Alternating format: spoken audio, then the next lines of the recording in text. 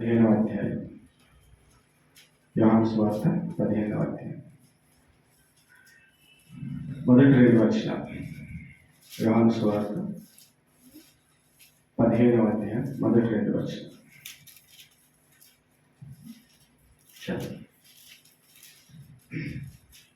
నేను నిజమైన ద్రాక్షావల్లిని, నా తండ్రి వ్యవసాయకుడు.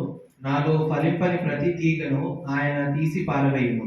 ఫలించు ప్రతి తీగే మరీ ఎక్కువగా ఫలింపవలెనని దానిలోని పనికిరాని తీగలను తీసివేయును. మనందరి పట్ల దేవుని యొక్క ఉద్దేశం ఏంటంటే మనమందరం కూడా ఫలించాలి. అవునా? మనమందరం కూడా ఫలించాలి. ఎంతగా ఫలించాలి అని అంటే మనం అనుకున్నంత కాదు. మనం కొద్ది వాటితోనే మనం సాటిస్ఫై అయిపోతాం కదా. రోజు ఒక అధ్యాయం చదువుతుంది, ఇంకో రోజు 2 అధ్యాయాలు చదివేసరికి ఫుల్ క్రిస్టియానిటీ. అమ్మ ఈరోజు నేను 2 చదివాను, 2 చదివేవారు 5 చదివేసరికి అమ్మ 5 అధ్యాయాలు నేను చదివేసిన సంతోషపడుతున్నాను. మనము సంతోషపడ్డాము లేకపోతే మనము ఏదో ఫుల్ఫిల్ చేసుకున్నాం అనేది కాదు. దేవుడు మనల్ని ఎంతగా ఫలింప చేయాలనుకుంటున్నాడో అంతగా ఫలించాలి. అర్థమవుతుంది చెప్తుంది. దేవుడు మనల్ని ఎంతగా ఫలింప చేయాలనుకుంటున్నాడో అంతగా ఫలించడమే నిజంగా ఫలించాలి. మన చిన్న చిన్న వాటి సంతృప్తి పడిపోయి ఇంకా చాలా నేను మస్తు చేస్తున్నా అనుకొని ఉండడము కాదు. నూతన సంవత్సరంలో మనం ఏం ఆలోచించాలంటే, ఏమి ప్రార్థన చేయాలంటే, దేవా మీరు ఎంతగా నన్ను ఫలింప చేయాలనుకుంటున్నారో నేను అంతగా ఫలించాలంటే దేవుడు ఏం చెప్తున్నాడు అక్కడ. మనం ఇంతకుముందు కూడా ఒక సండే మనం చూసినట్టు గుర్తుంది. దేవునితో మనం అంటు కట్టబడి ఉండాలి అనేటువంటి విషయాలు మనము చూసినాం. ద్రాక్షావళిని నేను, తీగలు మీరు. నా తండ్రి వ్యవసాయం. ద్రాక్షావళిలో లోపం లేదు, వ్యవసాయంలో లోపం లేదు. ఏదైనా ఫలిస్తలేదని అంటే అది తీగలోనే లోపం ఉంది అనేది మనము చూస్తాం. అయితే ఈరోజు నేను చెప్పాలనుకున్న విషయం ఏంటంటే, ఫలిస్తున్నటువంటి మనం లేదా రక్షణ పొందినటువంటి మనం మరి అధికముగా ఫలించాలంటే ఏం చేయాలంటే, పనికిరాని తీగలను తొలగించుకోవాలి. ఏం చేయాలి? పనికిరాని తీగలను తొలగించుకోవాలి. ఈ సంవత్సరము దేవుడు అనుకున్నట్టుగా మీరు ఫలించాలంటే, లేదా మీరు ఇప్పుడు ఏదైతే ఏ స్థితిలో ఉన్నారో దానికంటే మెరుగైన స్థితిలో ఉండాలి అని మీరు అనుకుంటే మీరు ఏం చేయాలి? చెప్పండి, ఏం చేయాలి? పనికిరాని తీగలను తొలగించుకోవాలి. ఓకేనా? అంటే మనలో పనికిరాని తీగలు ఉంటాయా అంటే ఉంటాయి, ఖచ్చితంగా ఉంటాయి. వాటి ద్వారా ఎంత ప్రమాదమో మనం గమనిస్తలేం, మనం గ్రహిస్తలేం. అందుకని ఏదో చిన్న చిన్న వాటితోనే మనం సంతృప్తి పొందుతున్నాం. అవునా? ఇంగ్లీష్లో ప్రూనింగ్ అంటారు అన్నమాట. ఏమంటారు? ప్రూనింగ్ అంటారు. మీరు ఒకవేళ మంచి ఫేమస్ గార్డెన్స్కి వెళ్తే ఇక్కడ కొన్ని చెట్లని ఒక మంచి ఆకారంలో కట్ చేసి పెడతారు కదా. బృందావన్ గార్డెన్స్ లాంటి వాటికి ఇప్పుడు హైదరాబాద్లో కూడా చాలా ఉన్నాయి అనుకోండి. ఒక మంచి ఆకారం అది అప్పుడు కొన్ని మామూలు షేప్స్ చేస్తుంది, ఇప్పుడు కొన్ని ఆకారాలు కూడా చేసేస్తున్నారు అన్నమాట. అది ఎట్లా అవుతుంది తెలుసా? అంటే అంత సిస్టమేటిక్గా ఉంటాయి అనుకుంటుందా? అంత సిస్టమేటిక్గా పెరిగితే అవి పెరగవు కదా. వాళ్ళు ఏం చేస్తూ ఉంటారు, మధ్యలో కొన్ని ఏమైతా ఉంటాయంటే కొన్ని అటు ఇటు కొంచెం పైకి కిందికి పెరుగుతూ ఉంటాయి. అయితే వాటిని ఏం చేస్తారు, వాళ్ళు కట్ చేస్తారు. అట్లా కట్ చేస్తేనే ఆ లుక్ వస్తుంది. అట్లా కట్ చేస్తేనే చూడడానికి అందంగా కనిపిస్తుంది అన్నమాట. అది అట్లనే వచ్చేసి అనుకోండి, పెద్దగా అది మనల్ని అట్రాక్ట్ చేయదు. అర్థమవుతుందా? అవి కట్ చేస్తేనే దానికి ఒక చక్కటి రూపం వస్తుంది. మనం అందరము ఆహా ఎంత బాగుంది అని మనసులో అనుకుంటాం కదా. కానీ దాని వెనకాల ఏముంది? కొంచెం ఆ గార్డెనర్ ఎవరైతే దాన్ని కేర్ టేకర్ ఉన్నారో ఆయన ఏం చేస్తున్న వాటిని కట్ చేస్తూ ఉన్నాడు. కొన్ని కొమ్మల్ని కొన్ని రెమ్మల్ని కట్ చేస్తూ ఉన్నాడు. అన్నీ ఒకేలాగా ఉండాలి. అంటే సిస్టమేటిక్ ఏమి కూడా పెరిగాయి. కాబట్టి మనం కూడా సిస్టమేటిక్గా ఏం లేము, అది ఫస్ట్ గుర్తుపెట్టుకో. అవునా? కొన్నిసార్లు ఓవర్ గ్రోత్ అవుతా ఉంటుంది. ఒక మంచిగా కనిపిస్తుంది అది, కానీ ఏదో ఒక ఎక్స్ట్రా ఉందనుకోండి, దాంతో ఏదైతే ఆ షేప్ ఉందో లేకపోతే ఏదైతే ఆకారం ఉందో దానికి మొత్తం కూడా చెడ్డ పేరు వస్తుంటారు. దాన్ని బట్టి ఎవరు కూడా చూడరు. అదొక్కటి తీసేసి ఉంటే చాలా మంచిగా కనిపిస్తుంది అనేటువంటి భావన మనకి కలుగుతుంది. ఆధ్యాత్మిక జీవితంలో క్రైస్తవులమైనటువంటి మన జీవితంలో కూడా దేవుడు మనల్ని ఒక చక్కటి రూపంలో, ఒక అద్భుతమైనటువంటి ప్రణాళికతో, ఒక అద్భుతమైనటువంటి ఉద్దేశంతో దేవుడు మనల్ని ఎదిగింప చేయాలని దేవుడు ఇష్టపడుతున్నాడు. అయితే మనలో చాలాసార్లు ఏం జరుగుతుందంటే పనికిరాని తీగలు బాగా ఎక్కువైపోతున్నాయి అన్నమాట. గార్డెనర్ ఒక మాట వాడతారు అన్నమాట. ఏంటంటే ఆ కొమ్మలలో ఏదైతే ఆ చెట్టు ఉంటుందో ఆ చెట్టులో కొన్ని డిసీజ్డ్, కొన్ని డ్యామేజ్డ్, కొన్ని డెడ్ బ్రాంచెస్ ఉంటాయి. కొన్ని డిసీజ్డ్, కొన్ని డ్యామేజ్డ్, కొన్ని డెడ్ బ్రాంచెస్ ఉంటాయి. అంటే అందులో వాటి ద్వారా ఏమవుతుందంటే ఇది ఎంతగా ఫలించాలో అంతగా కొన్నిసార్లు ఫలించదు. కాబట్టి ఆయన ఏం చేస్తాడు, గమనిస్తాడు అనమాట. అవును, నేను ఎక్కడైనా చిన్న పురుగు వస్తుంది అనుకోండి, వెంటనే దాన్ని ఏం చేస్తాడు, పురుగే కదా అని వదిలేసాం, అది మొత్తం ఏం చేస్తుంది, మొత్తం చెట్లంతా కూడా అవి బాగా డెవలప్ అవుతాయి. ఆకుల కంటే కూడా పురుగులు ఎక్కువ అయిపోతాయి. ఎందుకు, ఆ లేత ఆకులని ఇవన్నీ కూడా తినేస్తూ ఉంటాయి. అంటే అది ఎదగాల్సినటువంటి విధంగా ఎదగనీయకుండా ఇది ఏం చేస్తే ఇవి పాటు చేసేస్తాం. కొన్ని డెడ్ బ్రాంచెస్ ఉంటాయి, దాన్ని మనం తీయలేదు అనుకోండి, దాని ద్వారా కూడా ప్రమాదమే. కాబట్టి మన జీవితంలో కూడా కొన్ని ఇలాంటివి ఉంటాయి అన్నమాట. నేను చెప్తున్నప్పుడు మీరు మీ జీవితాల గురించి ఆలోచన చేయండి. ఆ బ్రాంచ్ గురించి, ఆ వైన్ గురించి ఆలోచన, మీ గురించి మీరు ఆలోచన చేసుకోవాలి. మన జీవితంలో అలాంటివి ఏమైనా ఉంటున్నాయా? ఎదుగుదలకి ఆటంకపరుస్తున్నటువంటి, దేవుల్లో వర్ధిల్లడానికి ఆటంకపరుస్తున్నాయి. ఈ ప్రూనింగ్ అనేది ఎప్పుడు కూడా మనల్ని ఇంప్రూవ్ చేస్తుంది కానీ హామ్ చేయదు. ఈ ప్రూనింగ్ అనేది ఎప్పుడు కూడా మనల్ని ఏం చేయడానికి, ఇంప్రూవ్ చేయడానికి లేదా అభివృద్ధిలోనే మనల్ని కీడు చేయడానికి కాదు. మనం ఏమనుకుంటా, ఎందుకు కట్ చేసి ఉంటే బాగుంది కదా అంటే అది ఉంటే నీకు ప్రమాదం, అది ఉంటే నువ్వు ఎదగాల్సినంతగా ఎదగలేవు. కాబట్టి దేవుడు ఏం చేస్తాడు, దాన్ని కట్ చేసేస్తాడు. కొంచెం నొప్పి కూడా అవుతుంది, మనకు కొన్నిసార్లు అర్థం కూడా కాదు. అవునా, ఇది ఎందుకు తీసి, ఇది బాగానే ఉంది కదా అని అనుకుంటాడు. అక్కడ అది ఉండడం ద్వారా దేవుడు అనుకున్నట్టుగా పని జరుగుతలేదు, దేవుడు అనుకున్నటువంటి కార్యం అక్కడ ఆలస్యం అవుతుంది. కాబట్టి దేవుడు ఏం చేస్తాడు, అది దేవుడు దాన్ని కట్ చేయాలి అని ఇష్టపడతాడు, కట్ చేస్తాడు కూడా. మనల్ని మనం దేవునికి అప్పగించుకోవడమే మన యొక్క పని. అయితే ఇప్పుడు ప్రస్తుత దినాల్లో మనము ఫలించాల్సినంతగా ఫలించకపోవడానికి కారణం, దేవుడు అనుకున్నంతగా మనం ఎందుకు ఫలిస్తలేదు. కొద్దిపాటి ఎదుగుదలతోనే, కొద్దిపాటి ఆధ్యాత్మికమైనటువంటి స్థితిని బట్టి మనం సంతృప్తి చెందుతాము. దేవుడు మనల్ని నాటింది, దేవుడు మనల్ని మనకు కావాల్సినవన్నీ కూడా సమకూరుస్తుంది. ఎందుకు అంటే ఆయన ఏ విధంగా చూడాలనుకుంటున్నాడో, ఆయన ఏ విధంగా మన జీవితాన్ని మలచాలని ఆ విధంగా చేయడానికి. అంతేగాని మనం ఏదో మంచిగా సంతోషంగా ఉన్నాం, ఆత్మీయంగా ఉన్నాం, పాటలు పాడుతున్నాం, వాక్యం చదువుతున్నాం, ఆలయానికి వెళ్తున్నాం, అది కాదు దేవుని యొక్క ఉద్దేశం. మనము మరి అధికముగా ఫలించాలి, దేవుడు అనుకున్నంతగా ఫలించాలనేది దేవుని యొక్క సంకల్పం. అర్థమవుతుంది? ఈ పనికిరాని తీగలు ఏం చేస్తూ ఉంటాయి తెలుసా, మన సమయాన్ని, మన ధనాన్ని, మన బలాన్ని మూడింటిని కూడా హరిస్తాడు. మన సమయాన్ని, మన ధనాన్ని, మన బలాన్ని. ఈ పనికిరాని తీగలు ఏంటి అనేది మనము ఆలోచన చేసుకోవాలి. మీ జీవితంలో పనికిరాని తీగలు ఏంటి? మన సమయాన్ని హరించేటి ఏంటి? దేవుళ్ళు ఎదగాలి అంటే మనము చేయాల్సినటువంటి ప్రాథమికమైన పని ఏంటి చెప్పండి? దేవునితో మనం సమయము గడపాలి. అది ప్రార్థన కావచ్చు, వాక్యం కావచ్చు, ఆరాధన కావచ్చు, దేవుని బిడ్డలతో సహవాసమైనా కావచ్చు. దేవుని బిడ్డలతో సహవాసం ఎప్పుడు వేస్ట్ అనుకోండి. అర్థమవుతుంది? ఈ సమయాన్ని మనము చాలాసార్లు ఏం చేస్తున్నాం, పాడు చేసుకుంటున్నాం కదా. ఆ టైంని మనము సరిగ్గా వినియోగించుకోకపోతే మనం దేవునిలో ఫలించాల్సినంతగా మనం ఫలించాలి.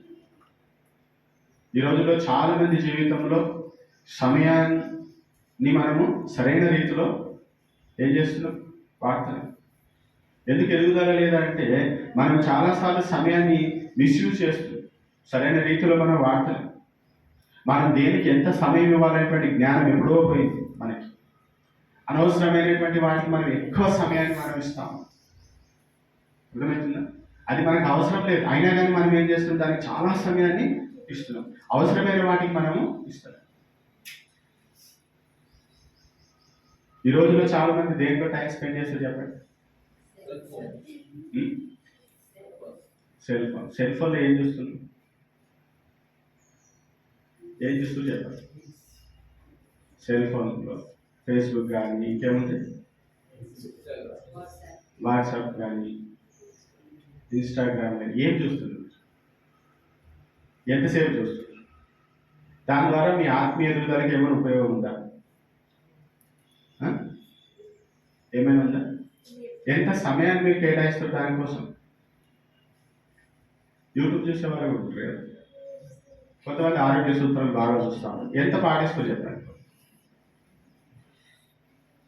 చూస్తారు కదా, అలాంటి విషయం తెలుసుకుంటారు, ఇది చేయాలి. చేస్తున్నారా? చేయాలి కానీ చూస్తారు. న్యూస్ చూసేవాళ్ళు ఉంటారు, అవునా? స్పోర్ట్స్ న్యూస్ చూసేవాళ్ళు ఉంటారు.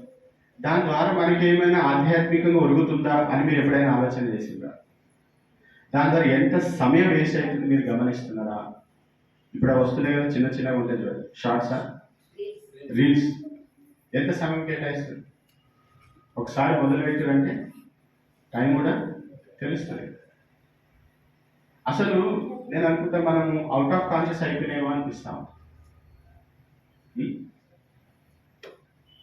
దేవునితో గడపాల్సినటువంటి సమయం, అంత సమయం మీకు దొరుకుతుంది కదా. ఇప్పుడు ఫేస్బుక్లో 100 ఫ్రెండ్స్ ఉంటారు, వాటి ద్వారా మీకు ఒరిగేది ఏం లేదు, తెలుసుకొని కూడా చేసేది ఏం లేదు, మీరు ఏం చేయరు. న్యూస్ చూసి ఏమైనా తెలుసుకొని దానికోసం ప్రార్థన చేస్తారు, ప్రార్థన చేయరు. మీరు ఏం చేస్తారు తెలుసుకొని చెప్పండి? ఆరోగ్యం గురించి శ్రద్ధ వేస్తారంటే అది చేయరు. అంత అవసరం లేదు. మనకి దేవుడు మనకి మంచి ఆరోగ్యం ఇచ్చిండు, అందరిని బట్టి దేవుడికి స్తోత్రం చెల్లించండి. దేవుడు మనకి ఇచ్చిన ఇంకిత జ్ఞానంతో సరిగ్గా సమయానికి సరిగ్గా నిద్రపోయి, అవునా, ఏ తినకూడదో తినకుండా ఉంటే సరిపోతుంది. దాని కొరకు మన యూట్యూబ్లలో గంటలు గంటలు టైం వేస్ట్ చేసుకోవాల్సిన అవసరం కూడా లేదు. అధిక జ్ఞానం ఆయాసకరం, అవునా? అధిక జ్ఞానం ఏమవుతుంది? ఆయాసం. ఏది పాటించే మనకు ఆయాసం, అయ్యో ఇదంటే అయ్యో అదంటే తెలుసుకొని టెన్షన్ పడి గాబరపడడం తప్పితే అక్కడ ఒరిగేది ఏమి కూడా లేదు. ఈ పనికిరాని తీగలు లాంటి ఈ సమయం హరించేటువంటి వాటి ద్వారా మనం బయటపడాలి. వీటి నుండి మనం ఏం చేయాలి? బయటపడాలి. అది చిన్నగా అనుకోకండి దయచేసి. నేను గెలుస్తా, నేను చేస్తాను అనుకోకండి. అదొక పోరాటం, అదొక పోరాటం. ఫోన్ వదిలిపెట్టి ఒక 2-3 గంటలు ఉండండి చూద్దాం. మనుషులు ఎంత అడిక్ట్ అయిపోయినారు అనంటే అసలు దాన్ని విడిచి ఉండలేకపోతున్నారు. నేను ఎప్పుడైనా ఫోన్ మర్చిపోతే నాకు మంచిగా అనిపిస్తుంది, ప్రశాంతంగా ఉంటుంది. మర్చిపోతే మాట్లాడకపోతే అదొక టెన్షన్, కావాలని చేసినాను. ప్రశాంతంగా ఉంటుంది. మీరు ఒకసారి ఆలోచన చేయండి. మన జీవితంలో అపవాది ఎంత తెలివిగా పనికిరాని ఈ తీగని ఎంత మంచిగా అది బాగా డెవలప్ అవుతుంది. దేవుడి సంవత్సరం దాన్ని కట్ చేసుకోండి అని చెప్తున్నాను, లేకపోతే అంతే సంగతి. అర్థమవుతుందా? దాన్ని మీరు తొలగించుకోకపోతే, అనవసరమైనటువంటి మీరు సమయం గడపడం కనుక మానేయకపోతే మీరు దేవుడు అనుకున్నంతగా మీరు ఫలించాలి. ఎందుకంటే ప్రైమరీ థింగ్ అంటే సమయం. మీరు ఏం చూస్తున్నారు, ఎలాంటి చూస్తున్నారు తర్వాత సంగతి. ఎంత సమయం మనం దాని విషయంలో కేటాయిస్తున్నాం, దైవికమైన వాటికి ఎంత సమయం కేటాయిస్తున్నాం. ఈ సందర్భంలో నేను ఇంకొక మాట చెప్తున్నాను. ఊరికే వాక్యాలు కూడా చూడకండి, యూట్యూబ్లో అవసరం లేదు అంతగా. పర్సనల్గా బైబిల్ చదవండి, ఆలయంలో చెప్తున్న వాక్యాన్ని ధ్యానించండి, దాన్ని ఆచరించండి, సరిపోతుంది. అపవాది ఎంత తెలివిగా ఉన్నట్టే నువ్వు వాక్యం వింటా ఉండని చెప్తున్నావు, చేయమని చెప్తలేదు. మనం చెయ్యం కూడా. ఎన్ని వాక్యాలు ఎంత వాక్య ప్రకారం చేస్తారు చెప్పండి చూద్దాం. పొద్దున లేవగానే యూట్యూబ్లో వాక్యాలు పెట్టుకుంటారు, అది కూడా టైం వేస్ట్ అని అడిగితే. మీరు పర్సనల్ బైబిల్ చదవరు, దేవుని సొంత వాక్యాన్ని ధ్యానించరు, దేవుడిచ్చే ప్రత్యక్షత, మీకు ఇచ్చే ప్రత్యక్ష మీరు పొందుకోరు. ఏం చేస్తున్నాం అంటే వాక్యం వింటున్నాం, వాక్యం చూస్తున్నాం, చేస్తున్నామా? చేస్తుందా? అపవాది చాలా తెలివిగా మనల్ని దేవుని నుండి దూరం చేస్తున్నాడు. అది మీరు గమనించండి.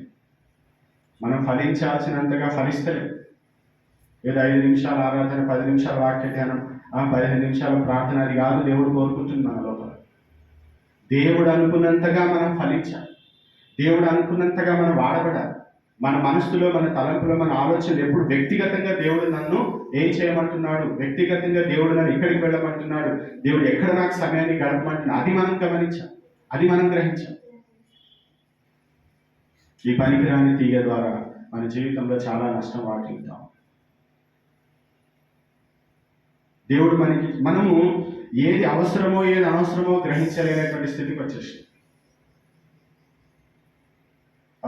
అనవసరమైన వాటికి మన జీవితానికి చాలా ప్రాధాన్యత ఇస్తుంది. అంటే ఆ సమయానికి ఇది అవసరమా లేదా అని మనం ఆలోచిస్తే అనవసరమైన వాటిని మనం ఏం చేస్తున్నాం, బాగా ఎంకరేజ్ చేస్తున్నాం, దాన్ని కొనసాగిస్తూనే ఉన్నాం. యేసుప్రభు మరియ మాత ఇంటికి వెళ్ళినప్పుడు అక్కడ మనకు తెలిసిన స్టోరీ ఏం జరిగింది. మార్త ఏం చేస్తుంది,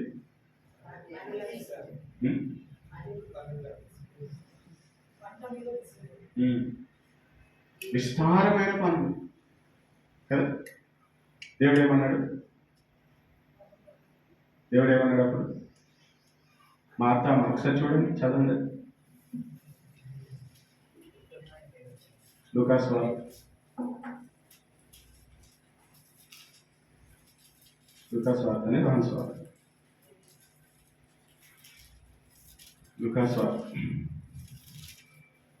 10వ అధ్యాయం 41వ వచనం.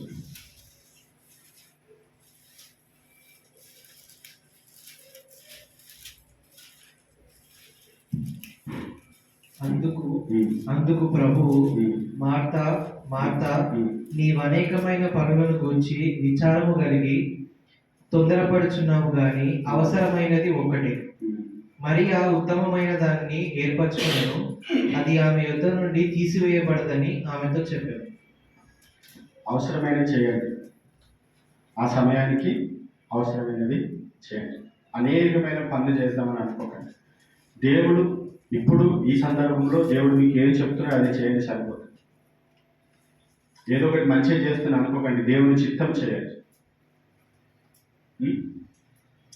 మంచి పనులను బట్టి దేవుడు సంతృప్తి చెందడు, ఆయన చిత్తం చేయడం ద్వారా దేవుడికి సంతోషం. ఆమె మన పిల్లలు మనం చెప్పిన పని చేస్తే మనకు ఆనందం కదా. మనకు చెప్పనివి ఎన్ని చేసినా కానీ మనం చెప్పింది చేయలేడు అనుకోండి, మనం ఏం చేస్తాం, చాలా మంచి పని చేసినా ఉంటామా, అసలు అది ఎవరు చేయమన్నాడు అంట. నేను ఎవరు చేయమన్నా, నేను చెప్పింది ఫస్ట్ నువ్వు చెయ్యి, అప్పుడే దేవుడికి సంతోషం. మనము చాలా విషయాల్లో మన తలమునకలు అయిపోయి అసలు అవసరమైన వాటిని మనం ఏం చేస్తున్నాం, పక్కకి పెట్టేస్తాం. మరి ఏం చేస్తుంది, అవసరమైనది ఏంటిది తాను గ్రహించి తాను ఏం చేస్తుంది, ప్రభు పాదాల దగ్గర కూర్చుంది. కాబట్టి మన జీవితంలో అనవసరమైనవి అనేటువంటి ఒక పనికిరాని తీగ బాగా ఎక్కువైపోయింది. అనవసరమైన విషయాలు, మనకు అవసరం లేని వారి విషయాలు, వాటితోనే మనం కాలయాపన చేస్తాం. అది చేయొచ్చు, అది మనకు అవసరం. దేవుడు మనకి ఏ బాధ్యత అప్పగించినాడో, ఏ పరిధి మనకి దేవుడు ఇచ్చిన ఆ పరిధిలో మీరు 100% దేవుడికి ఇవ్వండి, సరిపోతుంది. ప్రపంచాన్ని బాగు చేసే పని మీరు చేయకండి, అది దేవుడు చూసుకుంటాడు. దేవుడు మీకు ఇచ్చినటువంటి బాధ్యత, మీకు ఇచ్చిన పరిధి, మీకు ఇచ్చిన కృపావరమును బట్టి మీరు ఏం చేయాలి, ఎంత అవసరమో అంతవరకు 100కు 100% మనం చేస్తే చాలు, దేవునికి మహిమ వస్తుంది. కాబట్టి మన జీవితంలో చాలా అనవసరమైనటువంటివి ఎక్కువ ఇన్వాల్వ్ అవుతుంది. మనం అవకాశం ఇస్తున్నాం, మీరు ఆలోచన లేదు. అనవసరమైన ఏంటి మన జీవితంలో ప్రవేశిస్తుంది, అనవసరమైన విషయాలు, అనవసరమైన వ్యక్తులు. కొన్నిసార్లు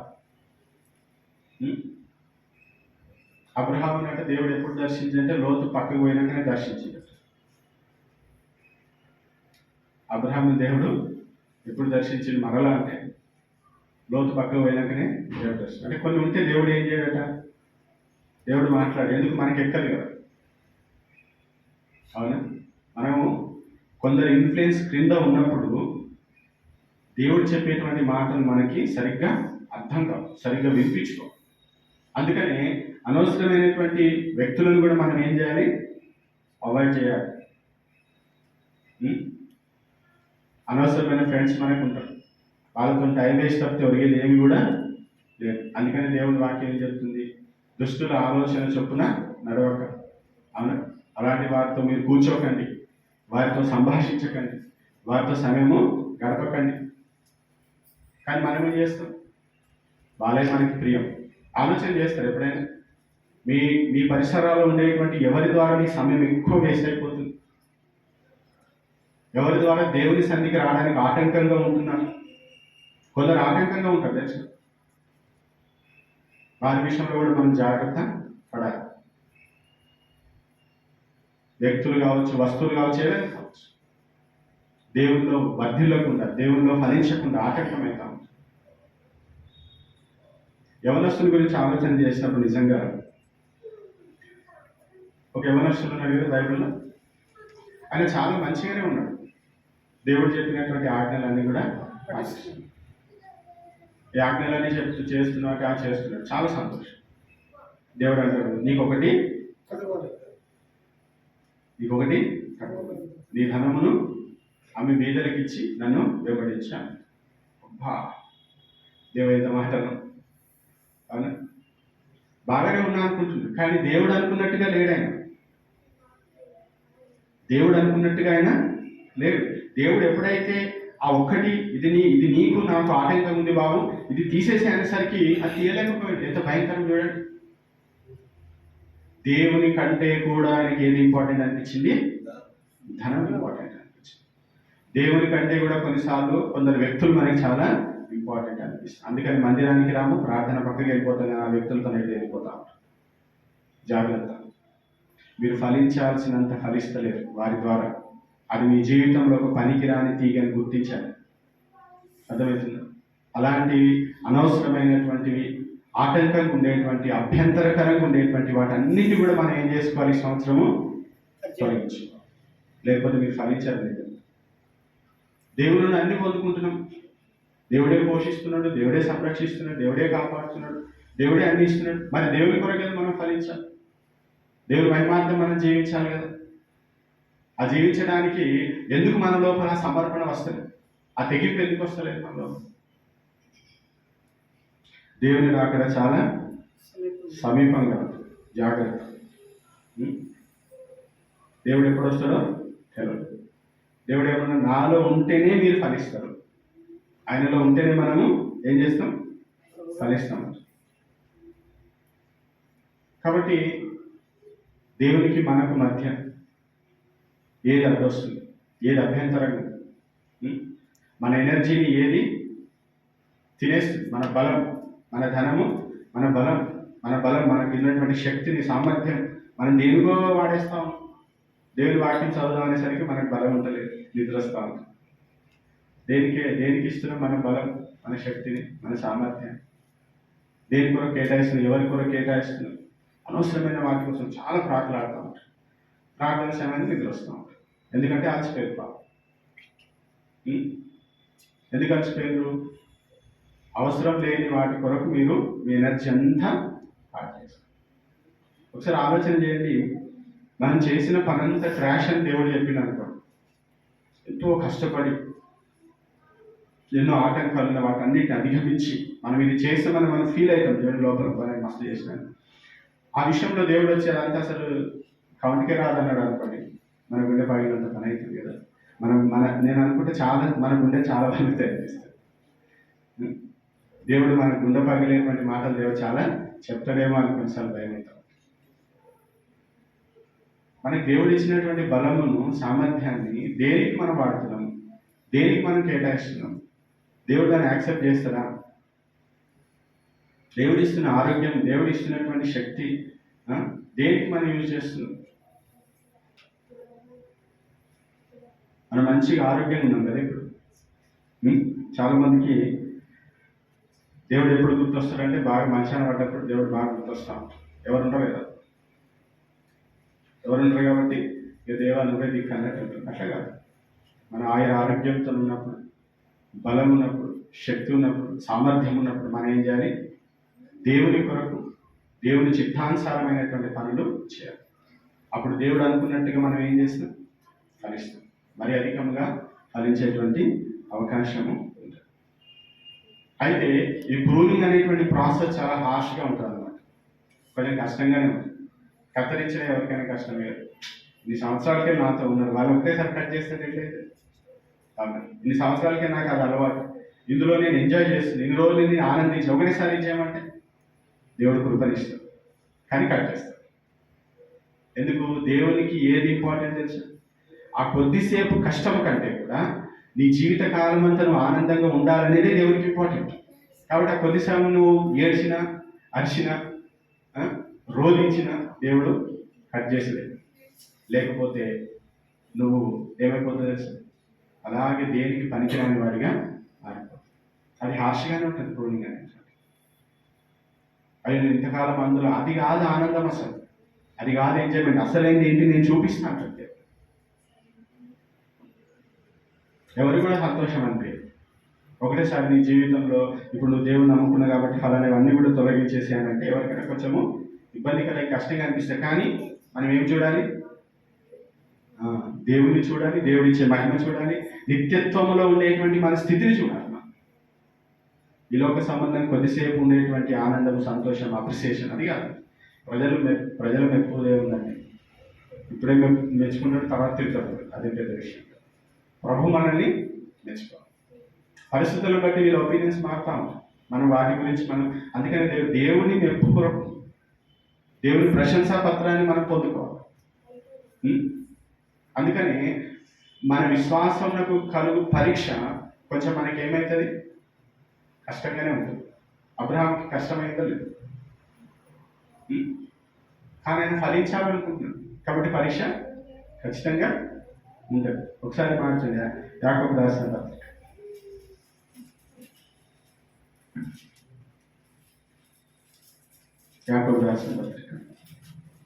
మొదటి అధ్యాయం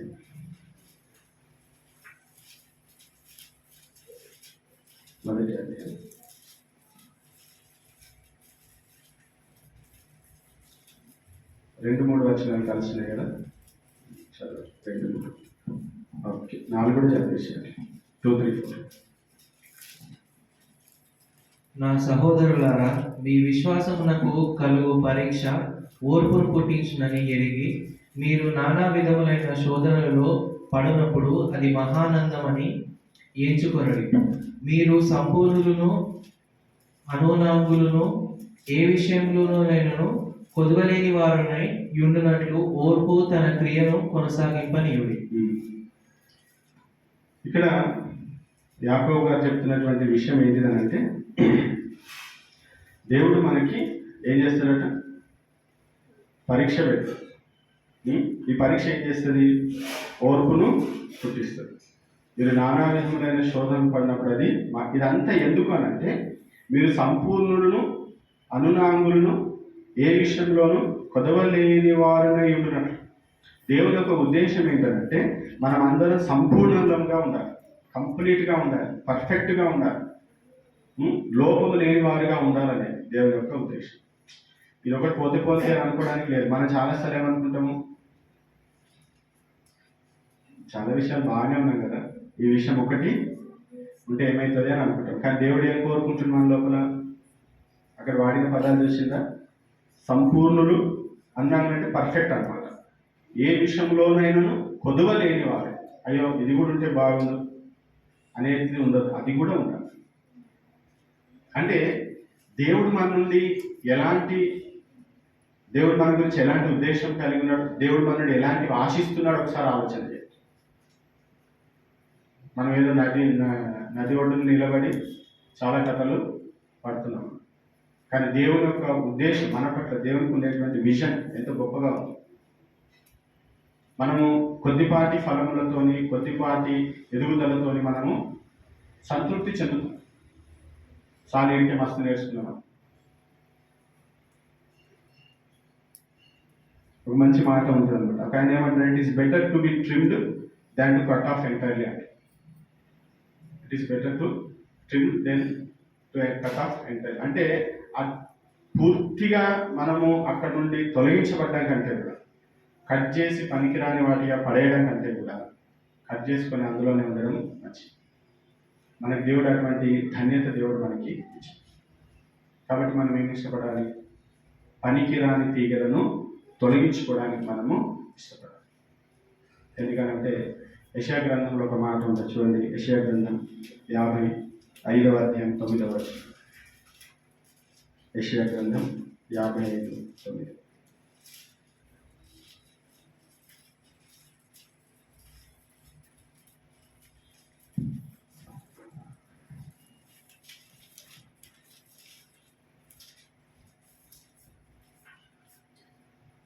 ఆకాశములు భూమికి పైన ఎంత ఎత్తుగా ఉన్నవో మీ మార్గముల కంటే నా మార్గములు, మీ తలంపుల కంటే నా తలంపులు అంత ఎత్తుగా ఉన్నవి.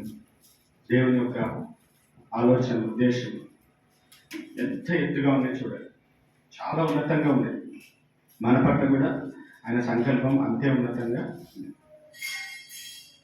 కానీ మనం ఏం చేస్తున్నాము? దేవుణ్ణి లిమిట్ చేస్తున్నాం. మనల్ని మనం కూడా పరిధిలో పెట్టుకొని ఇక్కడికే చాలా దేవుడి 2025 సంవత్సరంలో మనం మర్యాదికంగా ఫలించాలని దేవుడు ఇష్టపడతాడు. కాబట్టి ఏం చేద్దాం? పనికిరాని తీగలను చెప్తలేదు. కష్టంగా ఉందా చెప్పడానికి? చేయడానికి ఇంకా కష్టం అవుతుందా? అవునా? దేవుడు ఎలా కట్ చేస్తాడు మనం? ఈ ప్రూనింగ్ అనేది ఎలా జరుగుతుంది తెలుసు? ఒక 3 విషయాలు చెప్పి ముగించేస్తాను. ఒకటి, హి ప్రూన్స్ త్రూ హిస్ వర్డ్. ఆయన వాక్యం ద్వారా దేవుడు మనల్ని కట్ చేస్తాడు. ఆయన వాక్యం ద్వారా ఈ ప్రూనింగ్ సిస్టమ్ ఎక్కడికి స్టార్ట్ అవుతుంది? వాక్యం ద్వారా. వాక్యము మన హృదయంలోనికి చొచ్చుకొని మీరు చదువుతున్నప్పుడు కావచ్చు, మీరు వాక్య ధ్యానం చేస్తున్నప్పుడు కావచ్చు, దేవుడితో మాట్లాడు డైరెక్ట్గా. కొంచెం చదువుతుంటే భయం అవుతూ ఉంటుంది. బైబిల్ ఇంత డైరెక్ట్గా దేవుడు చెప్తుంటే ఏం చేస్తుంది? కాబట్టి వాక్యాన్ని చదువుతున్నప్పుడు దేవుడు, అందుకనే మన వాక్యాన్ని చదవాలి. మనకు మంచి ఆకారం రావాలి. మనల్ని ఎవరైనా చూడడానికి మనం అందంగా ఉండాలి, ఇంకా చూడాలనిపించుకునేటట్టుగా ఉండాలంటే వాక్యం చదవాలి. ఫిజికల్ దాని గురించి చెప్తలేదు, మీకు అర్థమైంది అనుకుంటున్నాను. వాక్యము చదివితే అనవసరమైనటువంటి ఓవర్ గ్రోత్ ఏవైతే ఉన్నాయో, అన్నెసరీ గ్రోత్ ఏవైతున్నాయో వాటిని దేవుడు ఏం చేస్తాడు? వాక్యం ద్వారా కట్ చేస్తాడు. వాక్యం చదవలేదు అనుకోండి, కటింగ్ ఉండదు, అడదిగా ఉంటాం. మన ప్రవర్తన, మన బతుకు, మన మాటలన్నీ అట్లా. ఒకటే అర్థం చేసుకోవాలి, సహోదరుడు బైబిల్ మంచిగా చదువుతలేడు అందుకే ఇట్లా ఉన్నాడు అనుకో. రెండోది, దేవుని సేవకుని ద్వారా ప్రూనింగ్ చేస్తాడు. పౌలు తిమోతితో అంటాడు, వాక్యముతో నువ్వు ఏం చేయి? ఖండించాలి. ఏమన్నా కొన్నిసార్లు నేను చెప్తుంటే కూడా మీరు అనకపోవచ్చు, కానీ మీ మనసులో కొంచెం గుచ్చుకుంటూ ఉంటుంది. అన్న చాలా కఠినంగా మాట్లాడుతారు.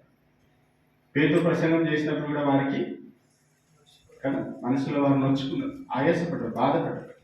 అయ్యో బాధపడ్డావా? సారీ అన్నాడు పేతురు. బాధపడితే నాకేనా? నేను వాక్యం చెప్తున్నా, వాక్యమే చెప్తున్నా. ఇక్కడ నిలబడప్పుడు నా ఉద్దేశాలను, నా అభిప్రాయాన్ని మీతో పంచుకుంటున్నాను. వాక్యములు ఏముంది అది నేను చెప్తున్నా. మీకు నొప్పైన, ఆయాసమైన, రక్తం కారణం నాకేం బాధ, అది మీ మంచి కోసం, అది మీ మంచి కోసం. దేవుని వాక్యం ఎందుకు ఇవ్వబడదట? తప్పు దిద్దుటకును, ఖండించుటకును, సరిచేయడానికి దేవుని వాక్యము ఇవ్వబడదు. కాబట్టి మనకి దేవుని యొక్క సేవకుని ద్వారా కూడా ప్రూనింగ్ అనేది జరుగుతుంది. మూడోది, దేవుడు మనకిచ్చిన తల్లిదండ్రుల ద్వారా, దేవుడు మనకిచ్చిన ఆత్మీయంగా మెచ్యూర్డ్ స్పిరిచువల్ ఎల్డర్స్ ద్వారా కూడా ఈ ప్రూనింగ్ అనేది జరుగుతుంది. మీరు ప్రతిసారి సేవకులు వాక్యం ద్వారానే కాదు, మీరు ఎప్పుడైనా సహవాసంలో కలుస్తున్నప్పుడు మీకంటే ఆత్మీయంగా పెద్దవాళ్ళ ద్వారా కూడా దేవుడు మీకు ఏం చేస్తాడు? కొంచెం హెచ్చరికలు ఇస్తాం, వాన్ చేస్తాం. వాటిని మీరు ఏం చేయాలి? యాక్సెప్ట్ చేయాలి. అంతేగాని నువ్వేది నాకు చెప్పేది అనుకున్నాడు కాదు. అర్థమవుతుందా? పనికిరాని తీగలు కట్ చేయడమే దేవుని యొక్క ఉద్దేశం, గుర్తుపెట్టుకోండి. మనము మరి అధికంగా ఫలించాలనేదే దేవుని యొక్క సంకల్పం. దానికోసం దేవుడు ఎంతవరకైనా వెళ్తాడు, ఏమైనా చేస్తాడు. ఎందుకో తెలుసు? మీరు దేవునిలో అంటు కట్టబడి ఉన్నారు. హల్లెలూయా! అది ఎంత గొప్ప ధన్యత. మీరు దేవునిలో అంటు కట్టబడి ఉన్నారు, మీరు ఫలిస్తున్నారు, చాలా సంతోషం. కానీ దేవుని సంకల్పం అది కాదు, మీరు మరి అధికంగా ఫలించాలి. ఈ 2024 సంవత్సరంలో దేవుని మనము మరి అధికంగా ఫలించాలి. ఆయనకు మన పట్ల ఉద్దేశములు ఎంతో గొప్పవి, ఎంతో ఉన్నతమైనటువంటివి ఆయన కలిగి. చిన్న చిన్న వాటి అంటే సంతృప్తి పడకండి. మీరు ఆలోచన చేసుకోండి, మీ యొక్క జీవితంలో అన్వాంటెడ్, అన్నెసెసరీ, అవసరం లేని, అనవసరమైన, అభ్యంతరకరమైన, ఆటంకంగా ఉన్నవన్నీ ఏంటిది అని మీరు ఒకసారి మీరు పరిశీలన చేసుకోండి. వాటిని దయచేసి తొలగించుకోండి. మీరు తొలగించుకుంటే మంచిది, లేకపోతే దేవుడు రంగంలో దిగితే మాత్రం వేరే ఉంటుంది. పౌలు ఏమంటాడు? నన్ను నేనే విమర్శించుకుందని అంటాడు కదా. అవును, నన్ను నేనే విమర్శించుకుంటాను. నేను ఆలోచన చేసుకుంటా ప్రభు సన్నిధిలో ఏది సరిగ్గా లేనో. కొన్నిసార్లు మనకు ఉండేటువంటి ఒక దరిద్రపు అలవాటు ఏంటంటే నేను పర్ఫెక్ట్గా ఉన్నా అనుకుంటాను. దానికి మించినటువంటి ఏమంటారు దాన్ని, వేస్ట్ థాట్ ఇంకోటి లేదు. నేను పర్ఫెక్ట్గా ఉన్నా అనుకున్నాడు, ఎప్పటికి బాగుంటాడు. ఎప్పుడైతే నాలో ఫలనాది లోపం ఉంది, నేను దీన్ని సరి చేసుకోవాలి అని అనుకున్నప్పుడు దేవుడు ఏం చేస్తూ ఉంటాడు? దానికి కావాల్సినటువంటి కృపనిస్తాడు, సహాయాన్ని అందిస్తాడు, మళ్ళీ అందులో బయటకు తీసుకురావడానికి దేవుడు సహాయము చేస్తాడు. కాబట్టి దేవుని సన్నిధిలో ప్రార్థించినప్పుడు దేవుడు నాకు ఇచ్చిన ఆలోచన ఒకటి, మనలో ఉండేటువంటి పనికిరాని తీగలను తొలగించుకోవాలి ఈ సంవత్సరం. హల్లెలూయా. అది ఏదైనా పర్వాలేదండి, నొప్పి అయినా పర్వాలేదు, ఆయాసమైనా పర్వాలేదు. మనలో ఉండేటువంటి చాలా విలువైనవి అవి తినేస్తున్నాయి, మన సమయాన్ని తినేస్తుంది, మన ఎనర్జీని అంతా పాడు చేస్తుంది. దేవుడు అనుకునేది మనం చేస్తలేదు. వేస్ట్ విషయాలకు మనం చాలా టైం స్పెండ్ చేస్తాం. వద్దు అట్లాంటి. దేవుడు ఏం కోరుకుంటున్నాడు అది మనము చేస్తాం. ఈ సంవత్సరం దేవుడు కోరుకున్నట్టుగా అత్యధికంగా మనము ఫలించాలి. దేవుడు అనుకున్నట్టుగా ఫలించడానికి మనల్ని మన దేవునికి సమర్పించుకుందాం. అందరం కూడా ఒక నిమిషం కళ్ళు మూసుకొని ప్రభు సన్నిధిలో ప్రార్థన చేసుకుందాం.